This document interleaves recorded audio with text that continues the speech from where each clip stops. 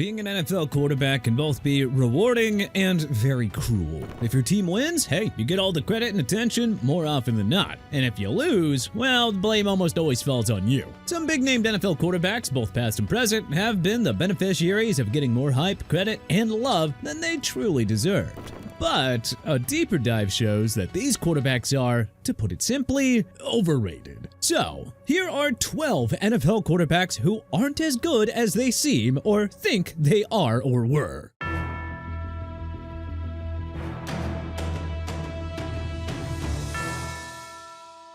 Terry Bradshaw. Bradshaw was absolutely instrumental in the Pittsburgh Steelers' dynastic run in the 70s, but he also gets way more credit than he deserves. Both these things can be true. The number one pick of the 1970 NFL Draft helped the Steelers to 4 Super Bowl championships during his Hall of Fame career. And because he was a quarterback, Bradshaw was prone to getting all the attention and far more credit than he deserved. I mean, consider this. Bradshaw was only named to 3 Pro Bowls in his career. He led the NFL in passing touchdowns twice, but never once in passing yards. He was a first-team All-Pro only once, and that was in the 1978 season. Yeah, of course, he's gonna have those 4 Super Bowl rings, 2 Super Bowl MVPs, and 1978 League MVP honors. But let's take a moment and remember the other Hall of Famers he got to play with. Lynn Swann, Franco Harris, Mike Webster, John Stallworth, Jack Lambert, Mean Joe Green, Mel Blount, and Donnie Shell. Bradshaw also completed just 51.9% of his career pass attempts and threw 212 touchdowns against 210 interceptions. Seriously, if he weren't on a star-studded Steelers team that won all those Super Bowls, the blonde bomber would not have gotten into Canton. I'm just saying. Joe Namath. Broadway Joe is a living legend in New York, having delivered the Jets their lone Super Bowl championship nearly 6 decades ago. But take the career-defining game, made famous by Namath's guarantee that his Jets would upset the heavily favored Baltimore Colts, and you aren't talking about a Hall of Famer. Consider this, Namath never completed more than 52.9% of his pass attempts in a single season. He threw 173 touchdowns against 220 interceptions, for crying out loud. Posting such numbers would get you benched in today's NFL. It would happen within just a few games. Sure, you can look at his Pro Bowl and 4 AFL All-Star selections, but we remind you that there weren't that many great quarterbacks back in those days. Namath's larger-than-life personality and nationwide popularity made him look like a bigger NFL star than he really was.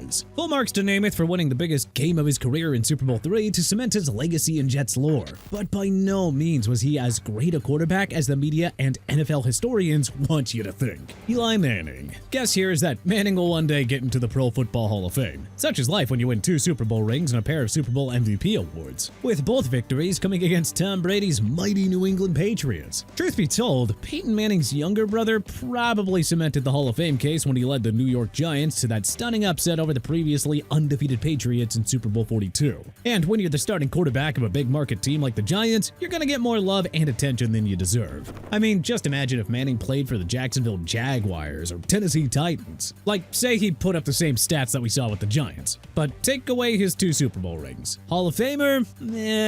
I don't think so. Manning was really the epitome of a mediocre regular season QB. A 117-0 record as a starter. A lackluster 60.3 completion percentage, 57,023 passing yards, 366 touchdowns, and 244 interceptions. Another fun fact, his career 84.1 passer rating isn't even top 60 all time. Make no mistake about it though, Manning was Captain Clutch when it came to big game moments. He's impossible to hate with his hilarious social media presence and outgoing personality, especially with Peyton on the Manning cast. But he's also among the most overrated quarterbacks to ever live. Dak Prescott. Prescott didn't pay much attention when the Dallas Cowboys drafted Prescott in round 4 at number 135 overall in 2016. However, when Tony Romo suffered a compression fracture in a preseason game, the Cowboys had no choice but to turn to the rookie. Like Romo, Prescott took advantage of the unexpected opportunity and never looked back. He's bound to retire as the Cowboys' all-time leader in every major passing category. No small feat considering the franchise's rich history of quarterbacks. But getting all this money and publicity as the face of America's team has painted an image of Dak as an elite quarterback, when Well, he's not really one. A 2-5 QB record, despite playing on so many star-studded teams, is just way too hard to ignore. Also, his numbers aren't as great as you might think. Through his first 9 years, Prescott exceeded the 30 touchdown and 4,500 passing yards mark twice. So he's not even as great in the regular season as Cowboys Nation makes him out to be. Jim McMahon. McMahon's rebellious persona and fortune of being the QB on a star-studded and big-market Chicago Bears team have made him a special sports figure in the Windy City. McMahon made headlines when he was seen drinking a beer in his first public event with the Bears after they drafted him 5th overall in 1982. He was fined by Commissioner Pete Rozelle for breaking the league's rules about wearing an Adidas headband on the sidelines, and in response, he wore a headband that read Rozelle, leading to another fine. Yeah, funny and all that, sure. And yeah, he was the Bears' starting QB when they won Super Bowl 20 in the 1985 season. But if we take a step back and are real with ourselves here, any QB could have won a Super Bowl with the 85 squad loaded with Hall of Famers. McMahon never topped 15 touchdown passes in a season. He had 100 touchdowns against 90 interceptions in 15 seasons. Or, to put it in other words, an average of about 7 TD passes a season. Kyler Murray. As a two-way athlete who excelled in both baseball and football, Murray was already a giant media darling before the Arizona Cardinals took him 1st overall in 2019. When he's on his game, very few quarterbacks are more entertaining. Murray's dual-threat style, rocket arm, see the Hail Murray, and ability to extend plays with his legs make him an absolute nightmare for opposing defenses to cover. Well, I mean, that is only sometimes. See, the problem is that Murray really lacks consistency. Since his rookie year, Murray has had a real bad habit of playing great in the first half of the season, only to completely unravel in the second half. Who knows? Maybe that whole Call of Duty conspiracy theory is real. No playoff wins through 6 seasons. He's never hit 4,000 passing yards or 30 touchdowns in a season either, so even his stats aren't that impressive. Can we stop hyping him as a superstar level QB until he actually starts producing like one? Tony Romo. Romo retired as the Cowboys' all-time passing yards and passing touchdowns leader, though Dak Prescott is set to surpass him in the not-so-distant future. Romo deserves credit for exceeding expectations as an undrafted product out of Eastern Illinois,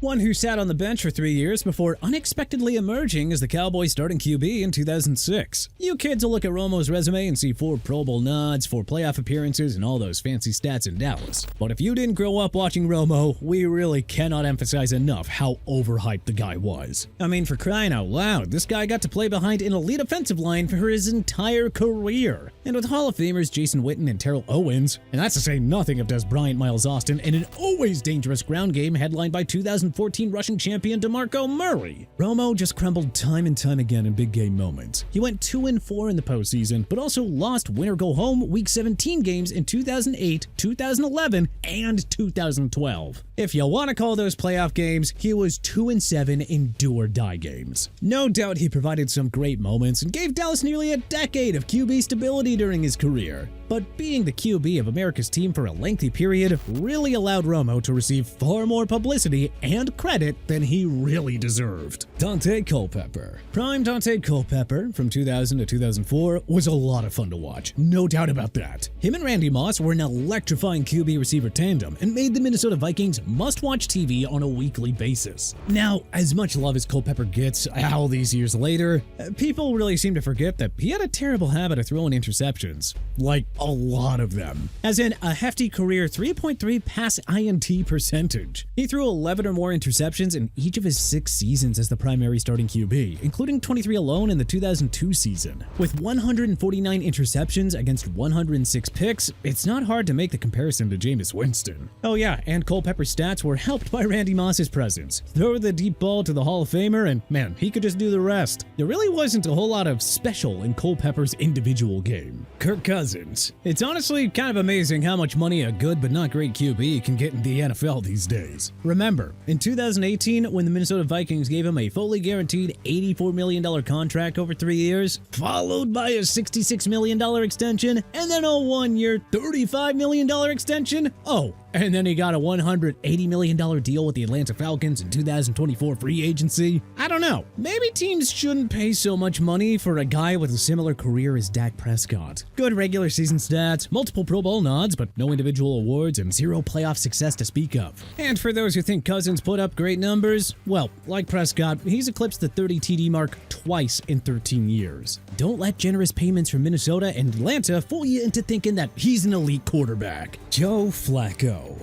The NFL world laughed in 2012 when Flacco said, "I think I'm the best quarterback in the NFL." Then he backed it up by leading the Baltimore Ravens to a Super Bowl 47 championship the following season. But still, nobody has ever considered Flacco an elite QB. Like Eli Manning, he was frustratingly inconsistent in the regular season, but always turned his game on in the postseason. Great! But did you know this is a quarterback with 0 Pro Bowl nods and 1 season of 4,000 passing yards, and whose career high in passing TDs is a lackluster 27? Woof! And though Flacco is inside the top 20 in career passing yards and just outside the top 20 in passing touchdowns, that's due to longevity. And come on, let's not act like he was the main reason that those Ravens won Super Bowl 47 in the 2012 season. Maybe that defense, led by Ray Lewis, Ed Reed, and Terrell Suggs, had something to do with it. Vinny Testaverde. The numbers show that Testaverde threw for 46,233 yards and 275 touchdowns, both top 20 career marks. So, the two-time Pro Bowler and #1 pick of the Tampa Bay Buccaneers in 1987 must have been a superstar,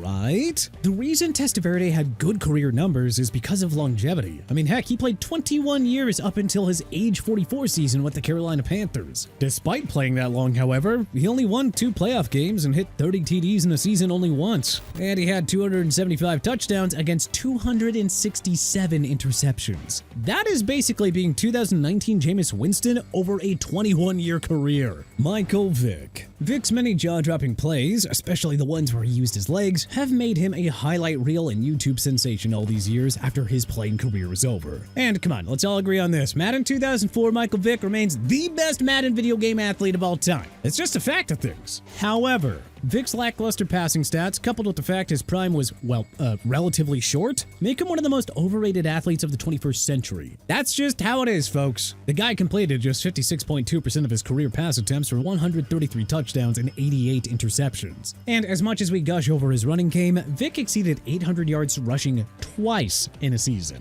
Lamar Jackson has already done that 4 times, while putting up MVP-level passing numbers too. But hey, which other NFL quarterbacks are not as good as they thought? Who do you think we got right here? Who do you think we got wrong? Is there anyone that we should have included on this list? Let us know in the comment section below. If you like this video and learned a thing or two, then clicking the like button helps us out a ton. And you know, we really appreciate it. If this is your first time coming around to TPS though, then subscribing is a great idea, because we put out videos like this every single day. But as always, thanks for watching, and we'll see you guys next time.